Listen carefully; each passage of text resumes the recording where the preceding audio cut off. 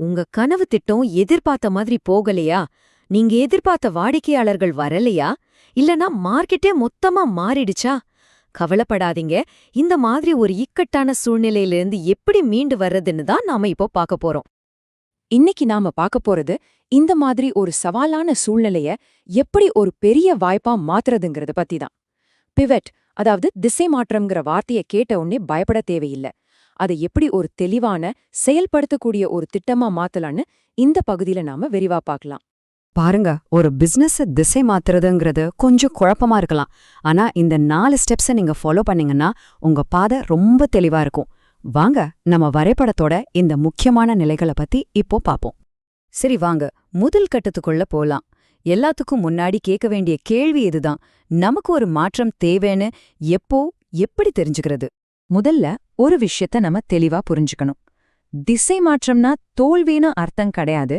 இது நமக்கு கிடைச்ச தகவல்களை வச்சு நாம போற பாதையில ஒரு சின்ன திருத்தம் பண்றது.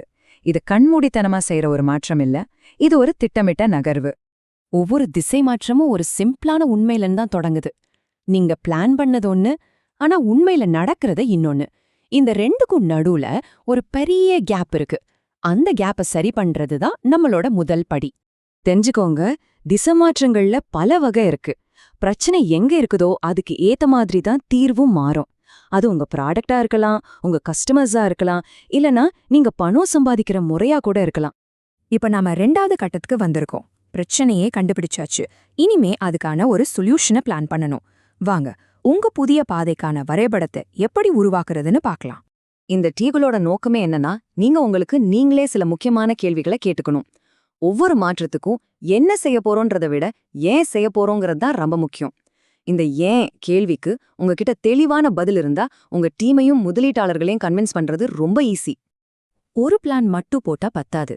வெற்றியை எப்படி அளக்குறதுன்னு தெரியலனா உங்க பயணம் திசை தெரியாம போயிடும். அதனால தெளிவான இலக்குகளையும் அதுக்கு ஒரு டெட்லைனையும் செட் பண்றது ரொம்ப ரொம்ப அவசியம். சரி, புதிய பாதையில பயணத்தை தொடங்குறதுக்கு முன்னாடி ஒரு நிமிஷம் நின்னு யோசிங்க. இந்த மாற்றம் உங்க நீண்ட கால கனவோட பொருந்தி போகுதா? இத செய்ய உங்ககிட்ட பணமும் நேரமும் இருக்கா? இந்த கேள்விகளுக்கு நீங்க நேர்மையா பதில் சொல்லணும். ஓகே, வரைபடம் தயார். இப்போ களத்துல இறங்க வேண்டிய நேரம். இங்கதான் உங்க பிளான் எல்லாமே செயலுக்கு வரப்போகுது.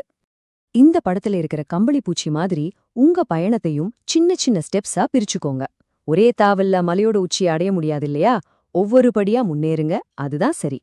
எந்த ஒரு பெரிய மாற்றத்துக்கும் ரீசோர்ஸ் தேவை, கரெக்டா? இந்த திட்டத்தை செயல்படுத்த உங்ககிட்ட போதுமான பணம், திறமையான ஆளுங்க, அப்புறம் சரியான டெக்னாலஜி இருக்கான்னு துல்லியமா கணக்கு போடுங்க.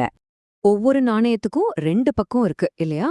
ஜெயிக்கிறதுக்கான வாய்ப்புகளை கொண்டாடுற அதே நேரத்துல தோற்கிறதுக்கான அபாயங்களையும் நாம எதிர்கொள்ள தயாரா இருக்கணும். பிரச்சனைகள் வர்றதுக்கு முன்னாடியே அதுக்கான தீர்வுகளை திட்டமிடுறது தான் புத்திசாலித்தனம். நல்லா ஞாபகம் வச்சுக்கோங்க, ஒரு திசை மாற்றம்னா வெறும் எண்கள் மட்டும் இல்ல, அதுல மனுஷங்களும் சம்பந்தப்பட்டிருக்காங்க. உங்க டீம், உங்க இன்வெஸ்டர்ஸ், உங்க கஸ்டமர்ஸ் எல்லாரும் இந்த மாற்றத்தை நம்ம ஏன் செய்யறோம்னு புரிஞ்சுக்கணும். தெளிவான கம்யூனிகேஷன் தான் இங்க வெற்றிக்கான திறவுகோல். ஒரு திசை மாற்றம்ங்கிறது ஒரு முடிவு கிடையாது, அது ஒரு புதிய தொடக்கம். நீங்க சரியான பாதையில தான் போறீங்களான்னு அப்பப்ப செக் பண்ணிக்கிட்டே இருக்கணும். அதனால நம்மளோட இறுதி கட்டம் என்னன்னா, அளவிடுறது, கத்துக்கிறது, தேவைப்பட்டா மறுபடியும் சரி செய்யறது.